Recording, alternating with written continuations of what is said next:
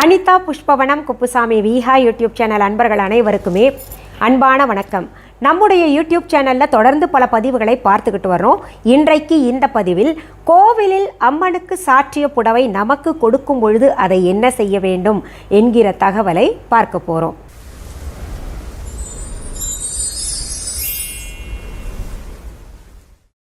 இன்றைக்கு பிறந்த நாள் மற்றும் திருமண நாள் காண இருக்கின்ற அனைவருக்குமே என்னுடைய வாழ்த்துகள். உங்களுடைய வாழ்க்கையில் நீங்கள் அனைத்து நலங்களும் வளங்களும் கிடைக்கப்பெற்று நீடூழி வாழணும்னு நான் இறைவன்கிட்ட பிரார்த்திக்கிறேன். இந்த காணொளியை காண்கின்ற அனைவருக்குமே இந்த நாள் இனிய நாளாக அமையட்டும். கோவிலில் அம்பாள் சிலைக்கு சாற்றப்பட்ட உடுத்தப்பட்ட சேலை நமக்கு கிடைக்கும் பொழுது அதை என்ன செய்ய வேண்டும் அப்படின்னு சிலர் கமெண்ட்ஸில் தொடர்ந்து கேட்டுக்கிட்டு இருக்கிறீங்க. ஒவ்வொருவருடைய வேண்டுதலும் ஒவ்வொரு விதமாக இருக்கும். வேண்டுதல் நிறைவேறிய பின்னாடி சிலர் இதை சாற்றுகிறேன், இதை உண்டியலில் கொண்டு வந்து போடுறேன், இல்லை அம்மா தாயே உனக்கு நான் புடவை கொண்டு வந்து சாத்துறேம்மா அப்படின்னு வேண்டிப்பாங்க. இப்படி வேண்டுதல் நிறைவேறிய பின்னாடி புடவை சாற்றுவதற்காக அம்பாளுக்குன்னு சில புடவைகள் இருக்குது.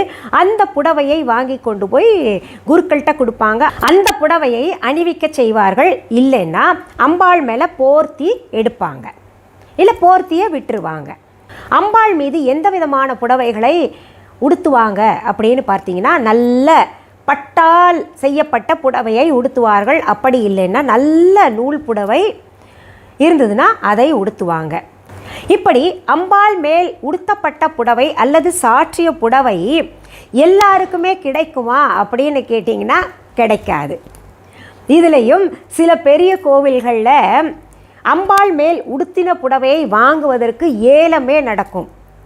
ஏலம்னா சாதாரண காசு கிடையாது. லட்சக்கணக்கில் ஏலம் விட்டு புடவை வாங்குவதற்கு தயாராக இருப்பாங்க. நானே கண்கூடாக பார்த்துருக்கேன். ஸ்ரீவில்லிபுத்தூர் ஆண்டாள் தாயை தரிசிப்பதற்காக நான் போயிருந்தேன். அப்போது பெரிய பெரிய பணக்காரங்க அம்பாள் மீது சாத்தின புடவையை ஏலம் எடுப்பதற்காக காத்திருந்தாங்க. அப்போது நானே சற்றும் எதிர்பார்க்காத அளவுக்கு அம்பாள் மேலே சாற்றப்பட்ட புடவையை உடுத்திய புடவை அப்படின்னு சொல்லிட்டு எனக்கு குருக்கள் எடுத்து கொடுத்தாரு. எனக்கு ரொம்ப மகிழ்ச்சியாக இருந்தது. அன்றைக்கு எங்களை அந்த கோவிலுக்கு அழைத்து போனவங்க சொன்னாங்க, மேடம் இன்னைக்கு உங்களுக்கு உண்மையிலேயே அதிர்ஷ்டம். அம்பாள் மேல் சாற்றப்பட்ட புடவையை வாங்குவதற்காக எத்தனை பெரிய பணக்காரங்கள்லாம் இங்கே நின்றுட்டுருக்காங்க பாருங்கள். இந்த புடவை 1 லட்சத்தை தாண்டி கூட போகும். ஏலம் விடும் பொழுது நான் 1 லட்சம் அப்படின்னு சொன்னாங்கன்னா 1.5 லட்சம் வாங்குறதுக்கு கூட காத்துக்கிட்டு இருக்காங்க. 1.5 லட்சத்துக்கு மேலே 2 லட்சம் கொடுக்கறதுக்குன்னு கூட காத்துக்கிட்டு இருக்காங்க. மேடம் எவ்வளவு காசானாலும் பரவாயில்ல, அம்பாள் மேல் சாற்றப்பட்ட புடவை நமக்கு கிடைக்கணும்னு பெரிய பெரிய பணக்காரங்கள்லாம் காத்துக்கிட்டு இருக்கிறாங்க. இன்றைக்கி என்னன்னு தெரில, அங்கே பூஜை செய்தவங்க உங்களுக்கு கொடுத்துருக்காங்க. இன்றைக்கு நீங்கள் வாங்கிட்டீங்க புடவை, அதனால் அங்கே நின்றுருந்தவங்க எல்லாம் நிச்சயமாக கிடைக்காமல் போயிருப்பாங்க அப்படின்னு சொன்னாங்க. உண்மையிலேயே எனக்கு ரொம்ப ரொம்ப பெருமையாக இருந்தது. காரணம் என்னென்னா, அம்பாள் மேல் சாற்றப்பட்ட அல்லது உடுத்தப்பட்ட புடவை ஒருத்தருக்கு கிடைக்குதுன்னா அதுக்கு ஒரு கொடுப்பினை இருக்கணும். இது போல பல பெரிய கோவில்களுக்கு செல்லும் பொழுது அம்பாள் மேல் சாற்றப்பட்ட சேலை எனக்கு கிடைச்சு அந்த புடவையை ஒரு பொக்கிஷமாகவே நான் பாதுகாத்துக்கிட்டு வரேன். ஸ்ரீவில்லிபுத்தூர் ஆண்டாள் தாயார் மேலே சாற்றப்பட்ட புடவையை நான் இன்றைக்கி கூட பார்த்திங்கன்னா ஒரு பொக்கிஷமாகவே வச்சுருக்கேன். அந்த புடவையை நான் துவைக்காமல், அதற்குன்னு ஒரு மனம் இருந்தது. அதாவது ஒரு திவ்யமான மனம், ஒரு தெய்வீக மனம்னு சொல்லுவாங்கள்ல, அது சாதாரண புடவைகள் எல்லாம் கிடைக்கவே கிடைக்காது. அந்த மனம் எப்படி சொல்கிறதுன்னு எனக்கு தெரில.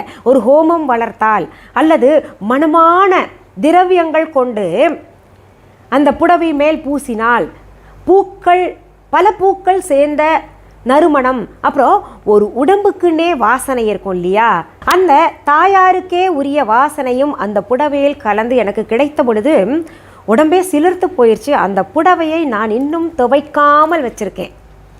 ரொம்ப விசேஷமான நாள்களில், பூஜை செய்யக்கூடிய நாள்களில் அதை நான் அணிந்து உட்காருவேன். அந்த தாயே என்கிட்ட இருக்கிற மாதிரி நான் உணர்ந்துக்கிட்டு இருக்கிறேன். இது போல தான் மேல்மருவத்தூர் ஆதிபராசக்தி கோயிலுக்கு போகும்பொழுது கூட அங்கே அம்பாள் மேல் சாற்றப்பட்ட புடவைகள் சில எனக்கு கிடைச்சது. அதெல்லாம் கூட நான் பொக்கிஷமாக வச்சுருக்கேன். அம்பாள் மீது சாற்றப்பட்ட புடவைகள் ஒரு கலெக்ஷனாகவே வச்சுருக்கேன். அதை ஒரு பதிவாகவே உங்களுக்கு நான் தரேன். அம்பாள் மேல் சாற்றப்பட்ட உடுத்தப்பட்ட புடவைகள் மற்றும் இறைவன் மேல், ஆண் கடவுள் இருக்கார் இல்லையா, அவர் மேல் சாற்றப்பட்ட உடைகள் கூட நமக்கு கிடைச்சதுன்னா என்ன கிடைக்கும்? வேஷ்டி, துண்டு, இந்த மாதிரி. சிலது பார்த்திங்கன்னா கோவில்களில் பரிவட்டமாக கட்டுவாங்க. இப்போ நாங்கள்லாம் இசைத்துறையில் இருக்கின்ற காரணத்தினால ஒரு கலைஞராக நாங்கள் செல்லும் பொழுது சில கோவில்களில் பரிவட்டமாக கட்டுவாங்க. அதையெல்லாம் நிறைய சேர்த்து வச்சுருக்கேன். ரொம்ப ஒரு நல்ல வைப்ரேஷன் இருக்கிற மாதிரி நான் உணர்றேன். இது போன்ற இறைவன் இறைவி மேலே சாற்றப்பட்ட உடைகள் உங்களுக்கு கிடைச்சதுன்னா அது பொக்கிஷமாக பாதுகாத்துக்கோங்க. நாளும் கிழமையுமாக இல்லை பூஜையில் அமரும் பொழுது இந்த புடவையை நீங்கள் கட்டிக்கோங்க. அந்த தெய்வத்தின் மீது பட்ட புடவை நம்ம உடம்புல படுதுன்னா எவ்வளோ ஒரு நல்ல வைப்ரேஷன் கிடைக்கும். மிக நல்ல அதிர்வலைகள் நமக்கு கிடைப்பதை நாம் உடுத்தும் பொழுதே அதை உணரலாம். அந்த இறைவன் இறைவியை நம்முடன் இருப்பது போல ஒரு உணர்வு ஏற்படும். அதனால் உங்களுக்கு கோவிலில் அம்பாள் மேல் சாற்றப்பட்ட உடுத்தப்பட்ட புடவைகள் கிடச்சிதுன்னா அது பொக்கிஷமாக கருதி வாங்கிட்டு வந்து நீங்கள் உடுத்த ஆரம்பிங்க. அதற்கு பிறகு பார்த்திங்கன்னா உங்கள் வாழ்க்கையில் பல நல்லது நடக்கிறத நீங்கள் கண்கூடாக பார்ப்பீங்க. இப்போது கோயிலுக்கு எத்தனையோ பேர் போவாங்க. ஆனால் இந்த பாக்கியம் எல்லாருக்குமே கிடைக்குமா அப்படின்னு பார்த்தீங்கன்னா வெகு சிலருக்கே கிடைக்கும். இப்போது கோவிலுக்கு போய் சிலருக்கு புடவை கிடைக்கலன்னா எனக்கு பாக்கியம் கிடைக்கலையே அப்படின்னு வருத்தப்படாதீங்க. நமக்கு அம்பாள் மேல் சாற்றின பூ கிடைக்குது, அம்பாளுக்காக அர்ச்சனை செய்த குங்குமம் கிடைக்குது, இப்படி பல விஷயங்கள் கிடைக்குது. இப்போ அம்பாள் மேல் சாற்றப்பட்ட பூ எல்லாம் நமக்கு கிடைச்சிது. இல்லை மாலையே போட்டிருந்தாங்கன்னா நமக்கு மரியாதை செய்வதற்காக அந்த மாலை கொண்டு வந்து போடுவாங்க. இதெல்லாம் கிடைக்குதுன்னா நம்ம பூ கிடச்சதுன்னா என்ன பண்ணுவோம்? உடனே அதை கண்களில் ஒற்றிக்கொண்டு நம்ம தலையில் சூடிக்கிறோம். அதே போல் தான் இறைவன் இறைவி மேல் சாற்றப்பட்ட உடைகள் நமக்கு கிடைச்சதுன்னா அதை பவ்யமாக வாங்கி கண்களில் ஒற்றிக்கொண்டு அது பெரும் பாக்கியம்னு நினச்சிக்கிட்டு நாம் பூஜையில் அமரும் பொழுது நாளும் கிழமையும் அதை உடுத்தி கொள்ளலாம். சரி, நீங்கள் கமெண்ட்ஸில் கேட்ட கேள்விக்கு இந்த பதிவில் விடை சொல்லிட்டேன். இது போல் உங்களுக்கு ஏதாவது சந்தேகம் இருந்ததுன்னா கமெண்ட்ஸில் கேள்விகளாக கேளுங்க, நான் பதிவுகளாக தந்துடுறேன். பதில் கொடுக்கலையே அப்படின்னு வருத்தப்படாதீங்க. நான் படிச்சுட்டு உங்களுக்கு பதில்களாக கொடுத்துக்கிட்டு இருக்கிறேன்.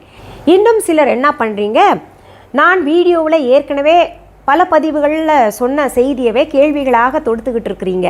அதற்கு என்னால் திரும்ப பதில் கொடுத்துக்கிட்டு இருக்க முடியாது, பதிவும் கொடுக்க முடியாது. அதனால் வீடியோவை ஸ்கிப் பண்ணாமல் பாருங்கள். சரி, இந்த பதிவை முடிப்பதற்கு முன்பாக நம்முடைய விஹா ஆன்லைன் பற்றி சொல்கிறேன். விஹா ஆன்லைன் என்பது எங்களுடைய ஆன்லைன் ஷாப். இதுவரைக்கும் யாராவது விஹா ஆன்லைன் ஷாப்பிங் ஆப்பை டவுன்லோட் பண்ணலைன்னா உடனே ப்ளே ஸ்டோர், ஆப் ஸ்டோருக்கு போயிட்டு விஹா ஆன்லைன் தம்ப்நெயிலில் கொடுக்கப்பட்டு இருக்கின்ற ஸ்பெல்லிங் பார்த்து டெக்ஸ்ட் பண்ணுங்கள். அங்கே விஹா ஆன்லைன் அப்படின்னு ஒரு ஆப் காமிக்கும். அதுவும் பார்த்திங்கன்னா மிஸ்ஸஸ் அனிதா குப்புசாமிஸ் அப்படின்னு இருக்கும். அதை டவுன்லோட் பண்ணிக்கோங்க. இது தவிர பார்த்திங்கன்னா viha.online என்கின்ற இ-காமர்ஸ் வெப்சைட்டும் வச்சுருக்கோம். அதுலேயும் மிஸ்ஸஸ் அனிதா குப்புசாமிஸ் அப்படின்னு என்னுடைய பெயர் இருக்கும். இதை ஏன் நான் திரும்ப குறிப்பிடுறேன் அப்படின்னு பார்த்தீங்கன்னா, இந்த விஹா என்கின்ற பெயர் இப்போது கொஞ்சம் 4 பேருக்கு தெரிய ஆரம்பித்த உடனேயே அந்த பெயர் மேலே சிலருக்கு ஒரு கண்ணாக இருக்குது.